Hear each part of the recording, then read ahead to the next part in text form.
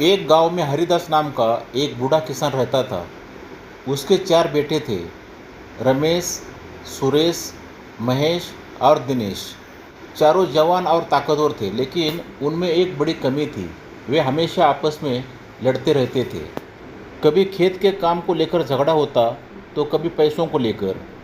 कोई किसी की बात मानने को तैयार नहीं था। बूढ़ा हरिदास यह सब देखकर बहुत दुखी रहता। वह सोचता, मेरे बाद इनका क्या होगा? अगर यह ऐसे लड़ते रहे तो परिवार बिखर जाएगा। एक दिन हरिदास बीमार पड़ गया। उसे लगा कि अब उसके पास ज़्यादा समय नहीं है। उसने चारों बेटों को अपने पास बुलाया। उसने कहा, बेटा, मेरे लिए जंगल से 4 मजबूत लकड़ियाँ लेकर आओ। चारों बेटे लकड़ियाँ ले आए। हरिदास ने उन चारों लकड़ियों को एक साथ बांध दिया और सबसे बड़े बेटे रमेश से कहा, इसे तोड़ो। रमेश ने पूरी ताकत लगा दी, लेकिन लकड़ियों का गट्ठर नहीं टूटा। फिर दूसरे बेटे ने कोशिश की, वह भी असफल रहा। तीसरे और चौथे बेटे ने भी पूरी ताकत लगा दी, लेकिन कोई भी उस गट्ठर को नहीं तोड़ पाया। अब हरिदास ने रस्सी खोल दी और चारों लकड़ियां अलग अलग कर दी। उसने कहा, अब इन्हें तोड़ो। इस बार चारों बेटों ने एक एक लकड़ी उठाई और आसानी से तोड़ दी।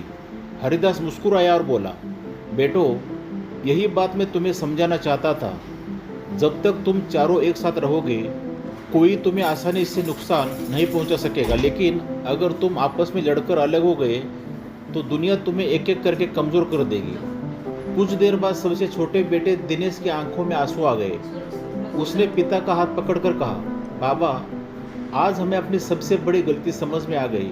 हम जमीन और पैसों के लिए लड़ते रहे, लेकिन भूल गए कि हमारा परिवार ही हमारी सबसे बड़ी ताकत है। उस दिन के बाद चारों भाइयों ने मिलकर खेत संभालना शुरू किया।